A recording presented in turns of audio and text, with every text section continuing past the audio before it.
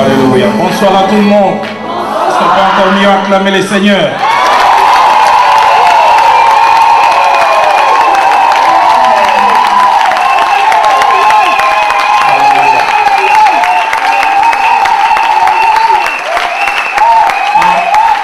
Quand je vois la chaleur qu'il y a ici ce soir, ça me fait penser à une vieille histoire. On a vécu ça à l'université de Kinshasa, là où lui et moi on était. On avait l'habitude de prendre le bus, ça s'appelait Foula au carré, Foula. On le prenait à l'intendance et nous on allait jusqu'à Victoire et puis on n'allait plus loin. On avait l'habitude de bien déranger ces convoyeurs, ces receveurs.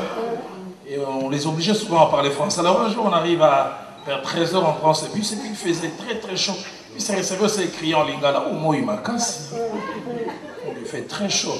Et nous on lui a dit ça en français. Calmement, il nous a regardé dans les yeux, il a dit quel chaud. Et moi j'ai tendance à vouloir dire ce soir ici, quel chaud. Quel chaud.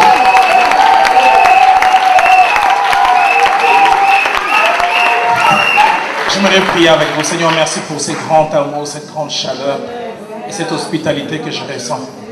Merci d'arriver à un endroit où on t'aime et on te porte. Et je prie que tu me rendes capable d'être un canal de bénédiction. Tu n'as pas fait déplacer ces hommes, ces femmes pour rien. Donne-moi la justesse dans les mots. Aide-moi à dire ce que je dois dire comme je dois le dire pour la bénédiction de quelqu'un. J'ai la certitude que ces rendez-vous étaient planifiés par toi. Atteins tes buts, atteins tes objectifs. Au nom de Jésus. Amen. Reprenons nos places en acclamant encore le Seigneur.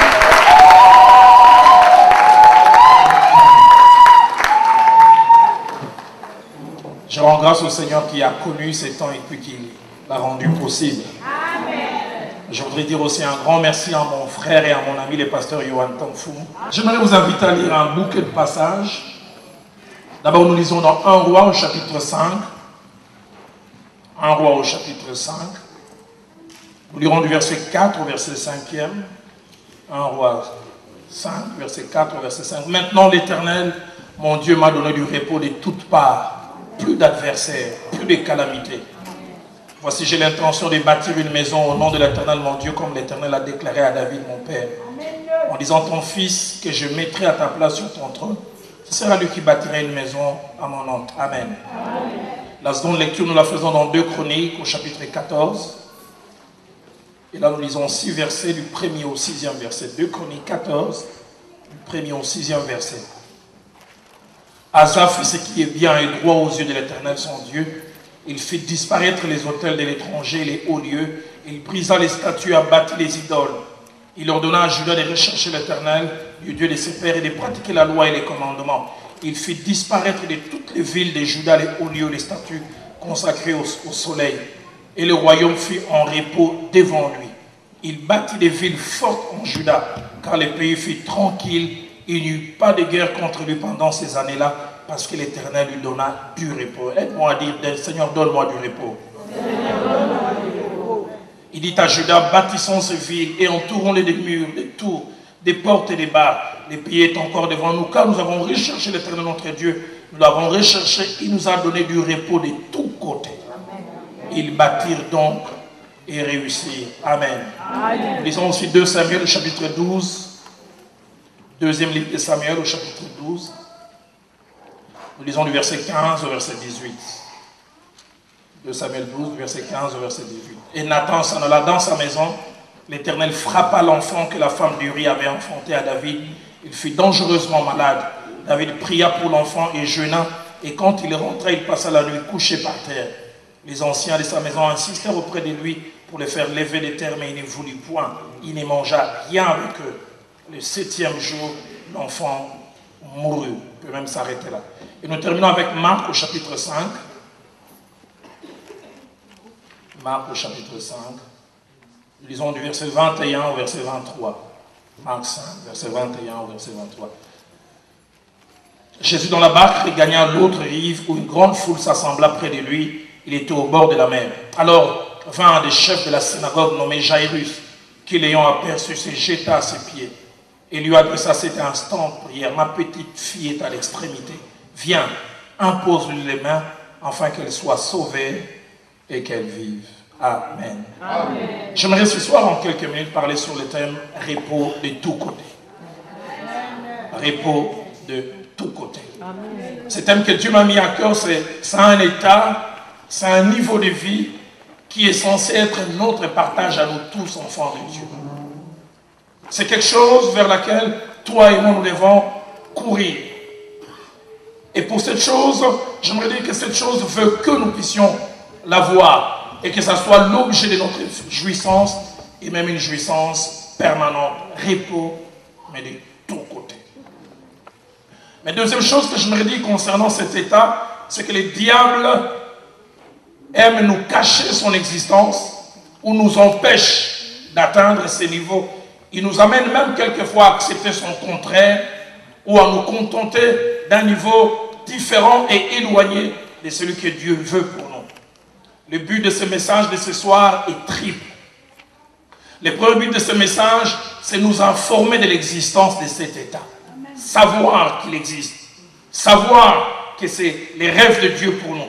Qu'il est triste, qu'il y ait des choses qui nous appartiennent et que nous n'avons pas, dont nous n'avons pas la jouissance parce que nous ne savons pas qu'elles sont à nous.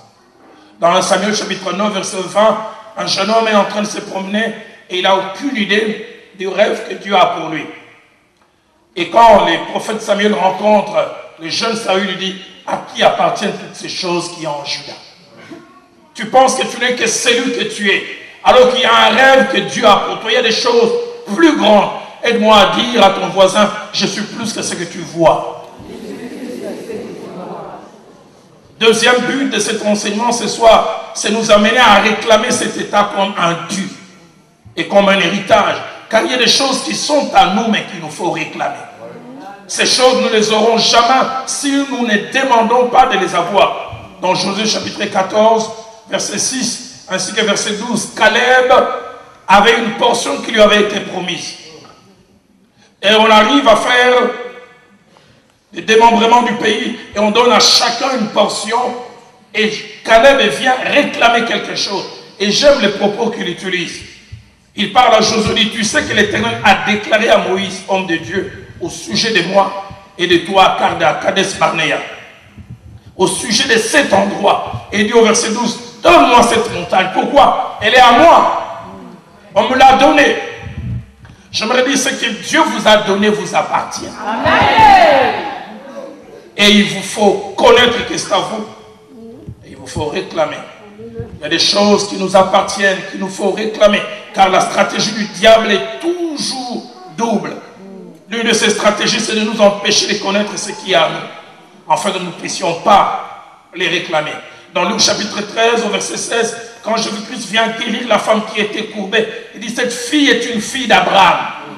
Dans l'état dans lequel elle ne devait pas être là. Parce que c'est une fille d'alliance.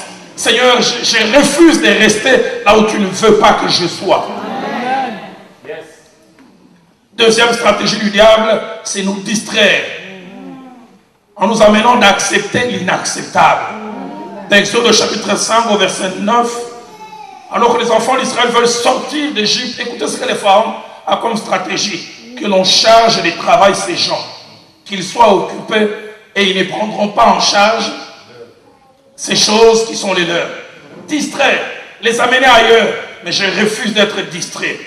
Ce qui a à moi, je l'aurai et je l'aurai pleinement. Mais un autre objectif que j'ai au plus profond de moi, c'est nous amener à la révolte. Révolte contre les diables, révolte contre les conditions que nous ne devons pas accepter. J'aime beaucoup mon frère Wallo Mutsenga. Un jour, je l'ai suivi en train de prêcher. Il dit, j'ai prêché la foi, j'ai prêché l'élévation, j'ai prêché toutes sortes de choses. Il dit, je rentre chez moi à la maison, économiquement parce qu'on était faible. Il dit, mon épouse m'a préparé du poisson. Il n'y avait pas suffisamment d'huile. Il dit, on peut avoir même l'impression que dans la casserole, les poissons étaient même en train de... Il dit, j'ai regardé les poissons là, je lui ai dit,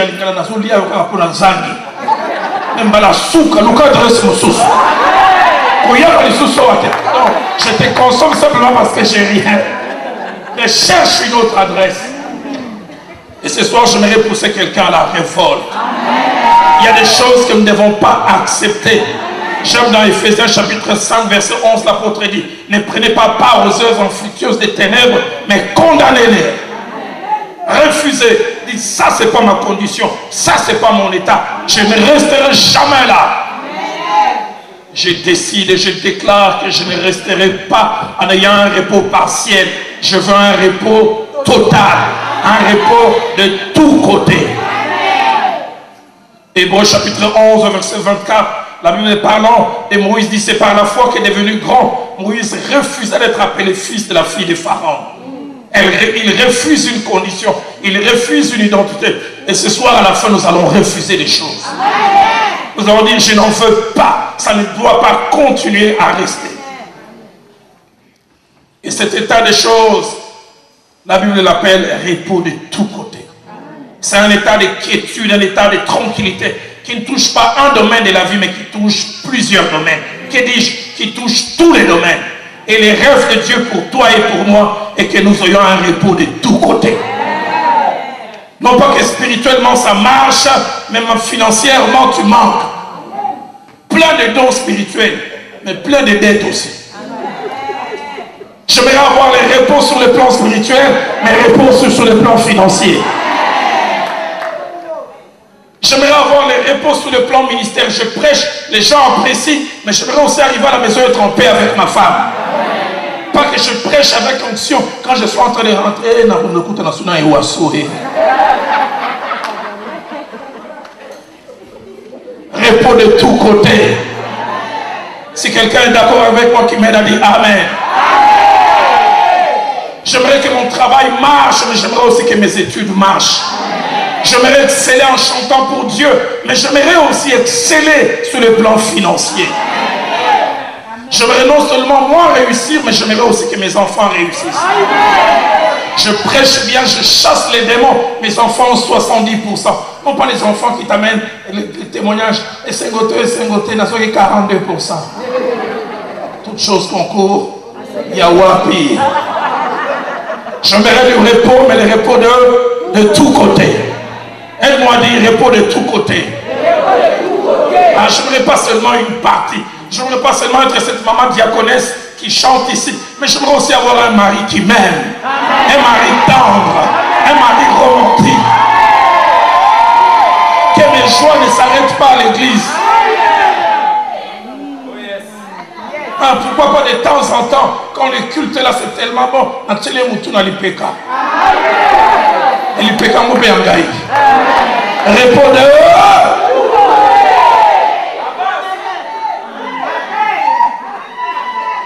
Je n'ai jamais oublié quand mon épouse était enceinte de notre première fille. Je l'ai accompagnée au clinique Ngali, mais elle avait une petite bosse là. Et 4 mois et demi.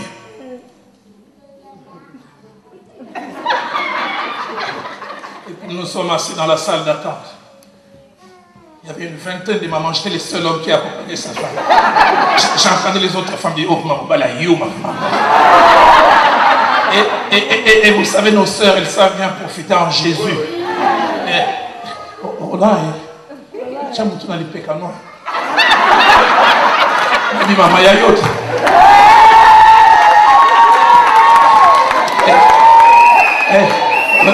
Oh là, et vous, vous ma coca.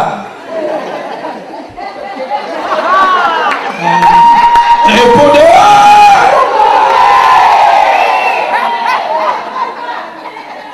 Je ne veux pas d'un mariage qui me transforme en intercesseuse. Ça ne va pas tellement dans les mariages que je commence à désirer le ciel. Et c'est beau, et c'est beau. C'est beau, et ça n'est qu'une analola. Repos de tous côtés. Quelqu'un peut m'aider à crier repos de tous côtés. Je veux le repos de tous côtés. Alors, je veux être cette jeune soeur qui a 24, 25, 26, 20, 30 ans, qui chante bien, mais qui dit Seigneur, donne-moi aussi mon homme. J'en ai 3. C'est mon droit. Donne-moi un homme et un homme bien. Si quelqu'un est d'accord avec moi, qui m'aide à crier repos de tous côtés.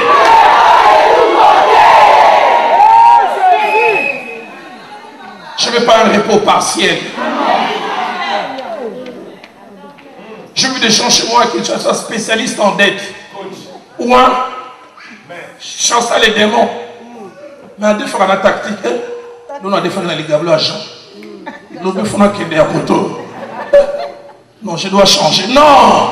J'aimerais prêcher bien, j'aimerais chasser les démons, mais j'aimerais aussi avoir du repos de ces côtés-là.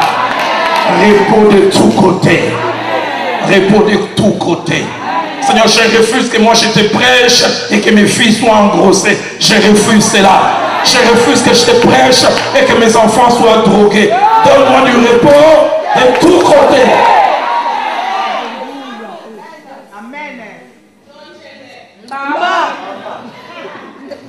J'ai jamais oublié, j'étais en 4e primaire.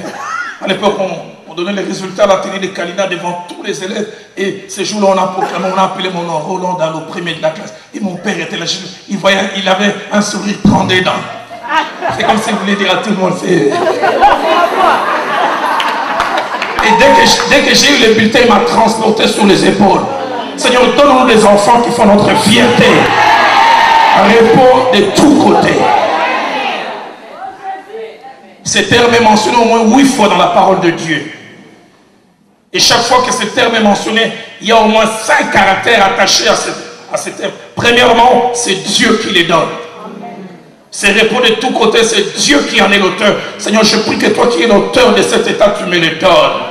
Tu le donnes à mon frère, tu le donnes à ma soeur. Josué chapitre 22, verset 44 dit, l'Éternel leur accorda du repos tout alentour. Partout dans les voisinages, repos. 2 Samuel chapitre 7 verset 1 dit, le roi habita dans sa maison et que l'Éternel, durant le temps où l'Éternel lui a donné du repos, après l'avoir délivré de tous les ennemis. Ta vie, ce n'est que combat, combat, combat. Tu auras le temps de jouissance. Quand? Il y a un temps, il faut s'asseoir et jouir de ce que Dieu a donné. Il dresse devant moi une table en face, mais il les maîtrise et me laisse manger. Et il verse l'huile sur ma tête. C'est pour cela que tes ennemis ne doivent pas mourir. Ils doivent rester vivants. Et je déclare ce soir, Dieu te bénira là où on s'est moqué de toi. Parce que si on s'est moqué de toi ici à Paris, et Dieu va te bénir au Sri Lanka, ça ne sera pas bien. Ça doit être ici, elle doit dire ici. Je veux le déclarer à quelqu'un. Dans les jours qui viennent, les gens ne prieront plus le Dieu d'Abraham, d'Isaac et de Jacob. Ils prieront ton Dieu. À cause de ce qu'ils feront que Dieu va faire. Cet état, c'est Dieu qui les donne. Mais deuxièmement, cet état, c'est un état qui permet les progrès et les développements. Pourquoi? Parce qu'on s'occupe de l'essentiel. Notre énergie n'est pas gaspillée à des choses qui ne sont pas importantes. Quand on atteint cet état, notre énergie est utilisée pour des choses essentielles. Essentielles. 1 Roi chapitre 5, verset 4 à 5, nous voyons Salomon est prêt à bâtir. Il rêve de bâtir. Pourquoi? Parce que son énergie n'est plus dans les combats. N'est plus à acheter des armes. N'est plus, non, à louer des mercenaires. Non, il veut maintenant bâtir. Pourquoi? Dieu lui a donné du repos. 2 Chroniques chapitre 14, verset 6 à 7. Aborde dans le même sens. Parlant du jeune roi Hazaïl, il bâtit des villes fortes. Pourquoi? Car le pays fut tranquille. Quand c'est tranquille, on peut bâtir. On peut avoir des projets. Le pays fut tranquille. Et il n'y avait pas de guerre contre lui pendant ces années-là. Parce que l'Éternel lui donna du repos. Seigneur, donne-moi du repos. Et le verset 7 ajoute, il bâtit et réussit. Pourquoi? À cause du repos. Troisième caractéristique de ces temps, c'est que ces temps est donné souvent comme une récompense, comme un salaire, comme une rétribution. J'aimerais dire à quelqu'un, le Dieu que tu sers, c'est le Dieu qui paye. Amen. Il n'y a pas meilleur patron que Dieu. Lui-même, il a déclaré, je ne suis débiteur de personne. Aide-moi à dire à ton voisin, à ta voisine, Dieu n'est débiteur de personne. Un jour, Pierre a essayé d'attraper le poisson. Toute la nuit, il n'a pas trouvé. Et Christ passait par là. Et Jésus-Christ était un prédicateur pentecôtiste. On sait quand sa prédication commence. On ne sait pas quand ça va finir. Comme il manquait de chair, il a utilisé la barque de Pierre comme chair. Et Pierre était fatigué toute la nuit. Il avait essayé d'avoir du poisson, il n'a pas trouvé. Et son rêve, c'était j'aimerais aller dormir pour oublier cette mauvaise nuit. Et le temps qu'il doit aller dormir, il voit un prédicateur pentecôtiste surgir. Quoi? S'il était kino, il dit, mais il va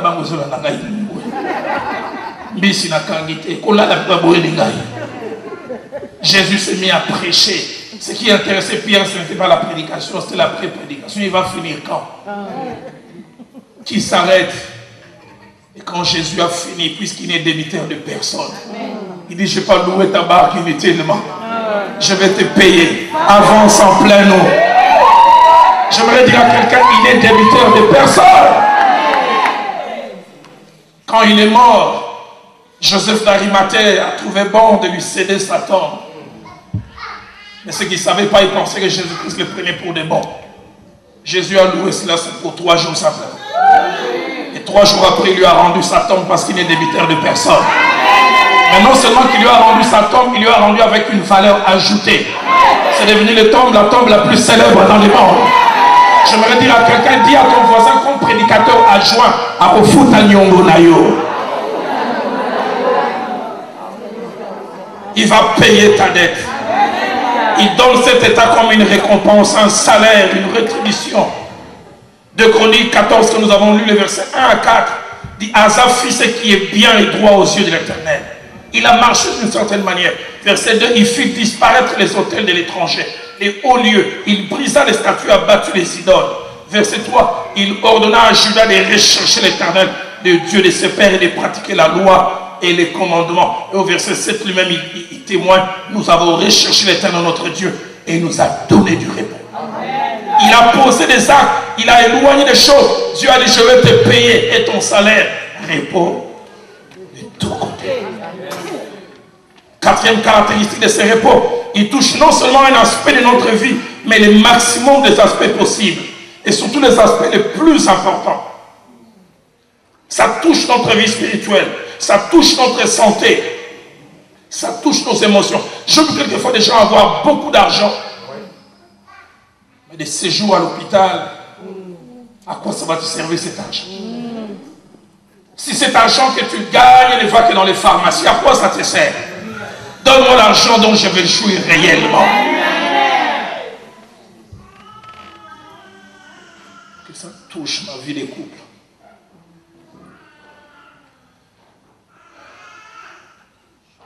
Je suis un homme spirituel. Il y a quelques jours, ça fait 21 années depuis que je suis marié. J'aime toujours dormir avec mon épouse dans les bras. À part la prière, ça augmente l'onction.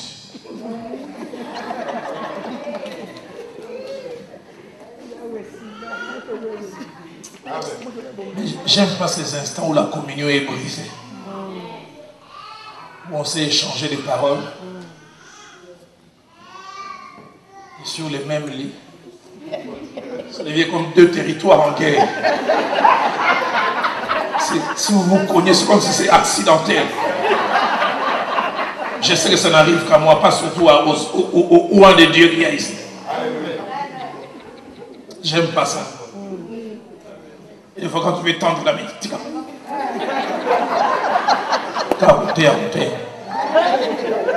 je veux du repos de...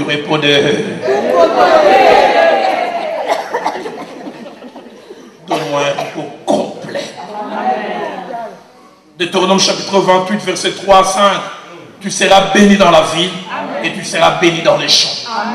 Quand Dieu vient nous visiter, il ne touche pas un aspect. Les fruits de tes entrailles seront bénis. Les fruits de ton sol, de ton troupeau, la reproduction de tes bovins, tes portées de brebis seront bénis. Ta huche ainsi que ta corbeille seront bénis. C'est contagieux, ça touche tout. Dans Psaume 128, verset 2 à 4, tu jouis alors du travail de tes mains, tu es heureux, tu prospères. Ta femme est comme une vigne féconde. Dans l'intérieur de ta maison, tes filles sont comme des plantes d'olivier autour de ta table. C'est ainsi qu'est béni l'homme qui craint l'Éternel. Repos de tout côté. 5e caractéristique, c'est que cet état, la plupart des fois, succède ou vient après des longs combats, de longues batailles. Dans 2 Chroniques chapitre 20, versets 29 à 30, Josaphat a combattu 3 armées. Mais après qu'il ait combattu 3 armées, écoutez ce que la Bible dit. La terreur de l'Éternel s'empara de tous les royaumes des alentours. Lorsqu'ils apprirent que l'Éternel avait combattu contre les ennemis d'Israël. Mais qu'est-ce que j'aime le verset 30. Et le royaume de Josaphat fut tranquille. Son Dieu lui donna du repos de tous côtés. Seigneur, j'en ai assez. Ma vie, combat chaque jour.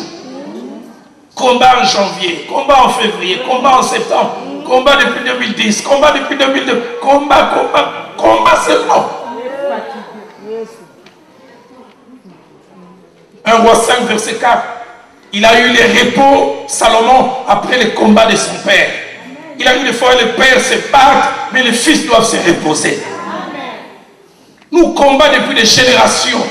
J'en ai assez. Quelqu'un peut me dire j'en ai assez. La Bible dit dans Ecclésiaste chapitre 3, verset 1, verset 4 et puis verset 8. Il y a un temps pour tout. Il y a un temps pour tout. Il y a un temps pour se battre, mais aussi il y a un temps pour se reposer. Le verset 4 dit il y a un temps pour pleurer, mais un temps pour rire. Seigneur, j'aimerais aussi rire. J'aime beaucoup pleurer, j'aimerais rire. Et si d'avant tout je dois pleurer, j'aimerais pleurer de bonheur. Le même verset 4 ajoute un temps pour se lamenter, mais un temps pour danser. Le verset 8 ajoute un temps pour la guerre, un temps pour la paix. Chez toi, c'est toujours la même saison. Combat. Seigneur, que la saison change aussi dans ma vie. Que cela change. Vous savez, il y a des domaines où si les repos manquent, malgré que le repos est dans un côté, mais si les repos manquent dans un autre côté, ça affecte l'autre côté. Comme je te dis tout à l'heure, si je prêche ici, qu'on vient de me dire que mon épouse est entre la vie et la mort, est-ce que je vais encore bien prêcher? Marc chapitre 5, verset 21 à 23 que nous avons lu, nous parle d'un homme qui manquait du repos de tous côtés. Il était chef de la synagogue. Et vous savez, la synagogue à l'époque servait à 4 choses principalement. Premièrement, son rôle en tant que chef de la synagogue, c'était qu'il devait enseigner. Deuxièmement, c'est lui qui devait choisir les lecteurs et les enseignants. Troisièmement, il devait être là pour examiner les exposés de tous ceux qui parlaient. Et quatrièmement, il devait recevoir les gens qui avaient des questions spirituelles pour répondre. Chef de la synagogue, sa place est au temple pour être en bénédiction à plusieurs. Mais voilà, il a tous ses atouts, mais il ne peut pas être à l'endroit. Pourquoi? Sa fille est à l'extrémité.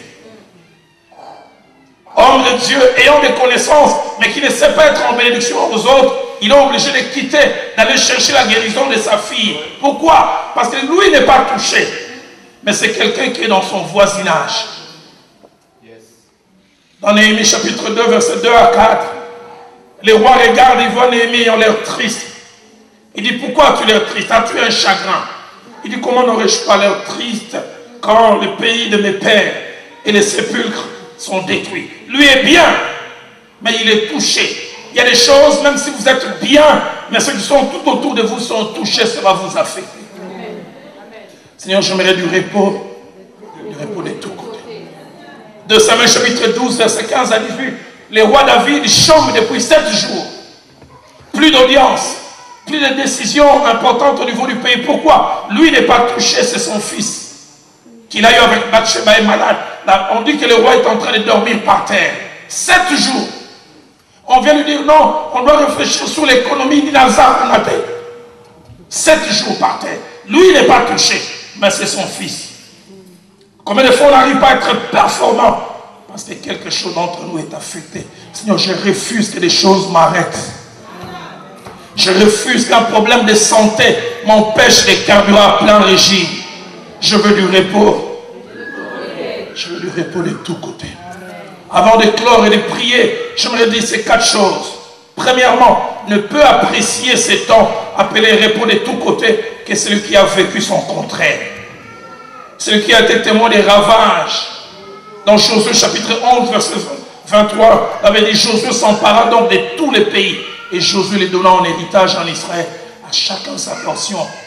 Puis, les pays fit en repos et sans guerre. Quand on a connu la guerre, quand on a connu toutes sortes de choses, on sait mieux apprécier les repos de Dieu.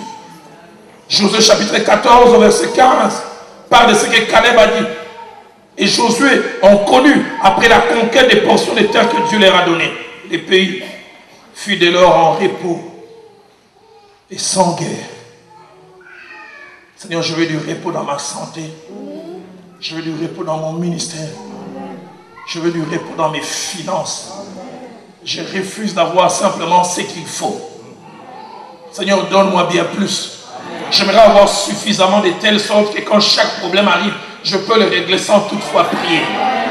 Je veux du repos sur le plan financier. Je veux du repos sur le plan psychique. Je veux du repos sur le plan mental. Et quand je préparais ce message, Dieu m'a dit, les repos de tous côtés peuvent être une réalité individuelle. Un être peut les connaître, mais une réalité aussi collective. Que mes miracles connaissent les repos de tous côtés. Que ceux qui viennent nous combattre les jours ou la nuit, que Dieu s'occupe d'eux.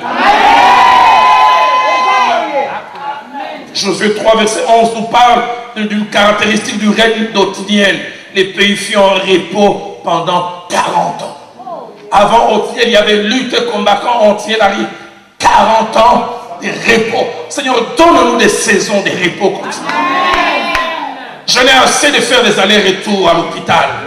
J'en ai assez d'être encore pharmacie. J'en ai assez de dépendre de piqûres. Je veux les repos de tous côtés. J'en ai assez d'une tranquillité saisonnière avec mon mari. Lundi, on est bien. Mardi, un peu bien. Mercredi, paf, la crise arrive. 4 jours, on se bouge. De telle sorte que c'est devenu prévisible. Ils sont. Non, Seigneur, je veux les repos de tous côtés. J'aimerais plus être spectatrice, voir les autres jouir de la vie avec leur mari, avec leur femme, et moi simplement continuer chaque fois. Seigneur, donne-moi aussi du repos.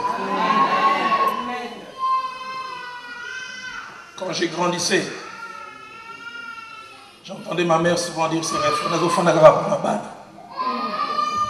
Le plus étonnant, alors qu'elle faisait d'autres bannes, je ne sais pas comment. Parce que mon père était un homme terrible. Moi, quand j'ai grandi sur 7 jours de la semaine, au minimum 6 jours, je voyais mon père revenir ivre. Comme je suis l'aîné des garçons, quand il arrivait, c'est moi qui l'appelais. Alors, Roland, viens! Et il me prenait des heures et des heures.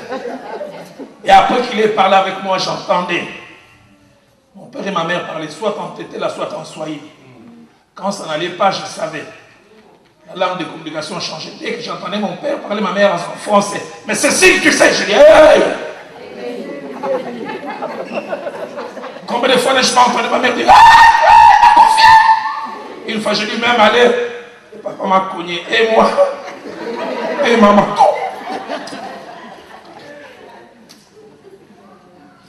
Mais j'ai jamais oublié, ma mère disait, Roland, ça ne finira pas comme ça. Il y a 2 ans, ils ont fêté leurs 50 ans. Vous savez, la meilleure, c'est qu'il y a maintenant 12 ans que mon père est converti. C'est ces derniers, j'entends mon père appeler ma mère chérie. Chérie, Nanga, chérie.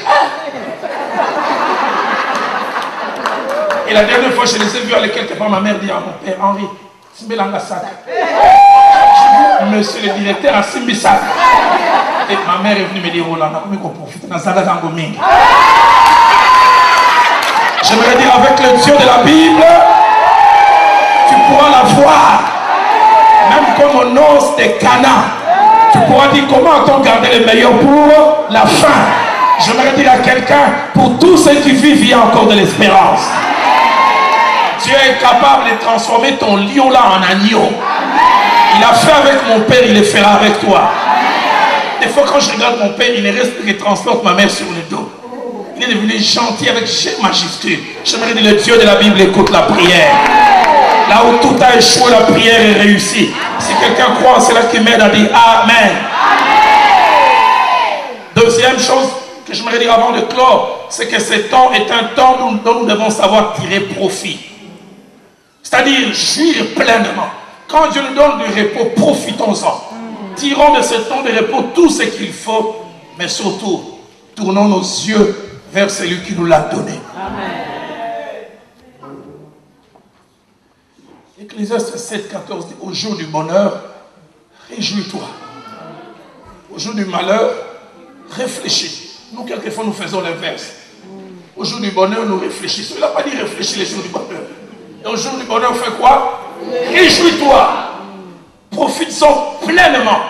Et quand vient le malheur, là tu peux. Quand Dieu te donne le repos, profites-en. Quand Dieu te donne la bonne santé, mais donne cette possibilité de prêcher. Je ne sais pas, dans quelques années, j'aurai peut-être 75 ans. Je fais comme ça, j'aurai des maladies compliquées, lumbago. Je viens, un vieil homme, quand il a fait un mouvement, il a bloqué. On l'a dit presque amené comme une grue pour le faire se lever. Et moi, Dieu me donne la bonne santé, je peux prêcher en sautant.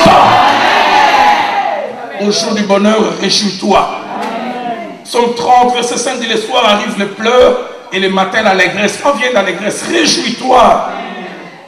Esther chapitre 8 au verset 16, le peuple juif avait connu des moments difficiles à suivre. Et puis Dieu leur a donné les repos. Écoutez ce que la Bible dit. Il y eut pour cela pour les juifs que bonheur, joie, allégresse et gloire. Et la Bible dit même tous les étrangers commençaient à vouloir se faire appeler juifs. Quand Dieu te donne ce temps de repos de tous côtés, profite-en. Mais non seulement profite, tourne les regards vers lui. Deutéronome chapitre 8 verset 10. Lorsque tu verras multiplier ton gros et ton menu bétail, lorsque tu mangeras et te rassasieras, tu béniras l'Éternel ton Dieu. Tu lui diras merci pour ces repos que tu m'as donné. Merci pour ce bonheur que tu m'as donné. Merci pour cette joie. Et quand je parle comme ça, je pense à mon ami Cyril. Pas des fois quand lui et moi on parle, on rigole. Si Dieu n'était pas intervenu dans sa vie, on l'aurait oublié. Il serait sûrement dans un cimetière avec des bouquets de fleurs dessus. Dieu lui donne les repos de tous côtés. Heureux. Troisième et avant-dernière chose, c'est que cet temps appelé repos de tous côtés, c'est les rêves de Dieu pour nous. Deutéronome chapitre 30, verset 9, parle de Dieu qui comblera son peuple en faisant prospérer toute l'œuvre de leurs mains. Et j'aime surtout ce qui est dit. Il dit car Dieu prendra plaisir à votre bonheur. Dieu prend plaisir à ce que nous atteignions ces niveaux. Et je termine avec la dernière des choses. C'est que ces temps, il faut les réclamer. Ces temps, il faut les demander. J'aime beaucoup quand les hommes intelligents disent des choses concernant la Bible. Un des grands penseurs qui avait commencé dans l'athéisme et qui a fini dans la foi, il s'appelait Blaise. Il a dit une phrase concernant la prière, une des phrases les plus profondes. Il a dit, pourquoi Dieu a-t-il fait la prière? Pourquoi Dieu permet qu'avant qu'il ne donne, les gens doivent demander? Et il a dit une phrase que j'aime souvent prononcer. Il dit, Dieu a fait de la prière un moyen pour faire de nous des causes. J'aimerais le répéter. Dieu a fait de la prière un moyen pour faire de nous des causes. Pour qu'il y ait effet, il doit y avoir une cause. Dieu a beaucoup d'effets. Mais pour qu'il y ait effet, il veut qu'il y ait des causes. Dieu a beaucoup d'effets, mais qu'il attend qu'il y ait des agents causaux. Ce qui provoque cela. C'est que vous allez la placer le mystère de la demande. Zacharie chapitre 10, verset 1, il dit, demandez à l'Éternel la pluie du printemps. Et l'Éternel produira des éclairs. Il vous enverra une pluie abondante. Mais pourquoi il n'envoie pas simplement? Il veut que vous puissiez demander. Matthieu 7, 7, demandez et l'on vous donnera. Jean 14, verset 14, si vous demandez quelque chose en mon nom, je le ferai. Jean 16, verset 24, demandez et vous recevez afin que votre joie soit parfaite. Dans Jacques chapitre 4, verset 2, il est dit, vous ne possédez pas parce que vous ne demandez pas. Et pour ce soir, Dieu veut nous donner cet état de repos de tous côtés, mais il veut que nous puissions demander. Mais il ne peut demander cet état qu'un homme ou une femme qui remplit une condition. La première condition, il lui appartient pleinement. La deuxième condition, il essaie de lui plaire. Mais la troisième condition qui est aussi importante, pour avoir ce repos de tous côtés, il faut être fatigué de l'état de guerre. Fatigué. J'en ai assez de cet état. Je n'en veux plus. Il y a des choses qui ne changent pas parce que nous ne sommes pas fatigués. Vous savez, La caille a été donnée à des gens qui étaient fatigués de la manne. Ils ont dit, Seigneur, lundi, manne, mardi, manne, nous sommes fatigués de la manne. Et Dieu leur a donné la caille. Ceux qui connaissent l'histoire des États-Unis savent que la condition des Noirs a changé en 1955. Les Noirs n'avaient pas le droit, montant dans un bus, de s'asseoir. Vous pouvez s'asseoir, mais si seulement un sujet blanc montait et qu'il manquait de place, les Noirs étaient obligés de se lever. Et ils ont fait ça des années durant. Jusqu'à ce qu'un jour de 1955, une jeune ouvrière noire appelée Rosa Parks, elle rentrait de l'usine fatiguée. Elle est venue s'asseoir. Et puis voilà, les places ont commencé à être occupées. Tous les Noirs s'est levé. Elle est restée la seule Noire assise. Et puis un Blanc est venu, juste devant. Il lui a dit, Madame, qu'est-ce que tu attends pour te lever? Elle a levé les yeux et dit, je suis fatiguée de vous laisser les places dans mes places.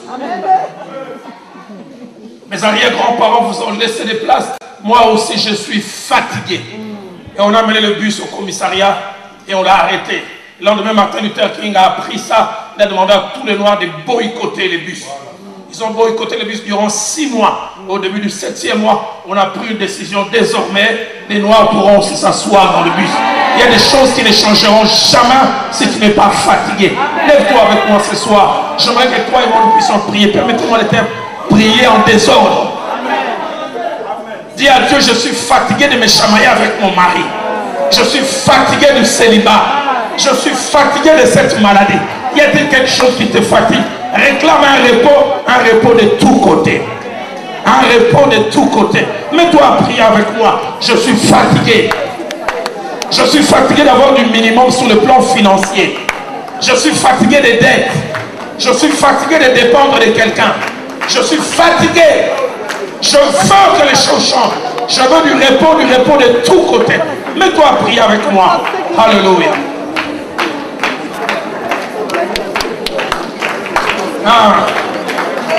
Repos le matin, repos le soir. Repos au réveil, repos au coucher. Repos dans ma vie de couple. Repos avec mes enfants. Repos avec mes adolescents. Repos au travail.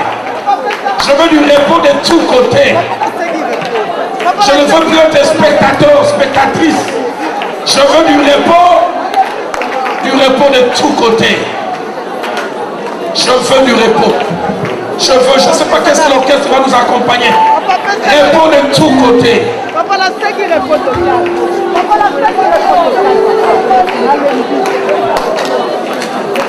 Réclame cet état. C'est ton héritage. C'est mon héritage. C'est notre héritage. Repos de tous côtés. Repos de tous côtés. Je veux chanter pour toi, j'aimerais être en bonne santé. Je refuse que la maladie me bloque.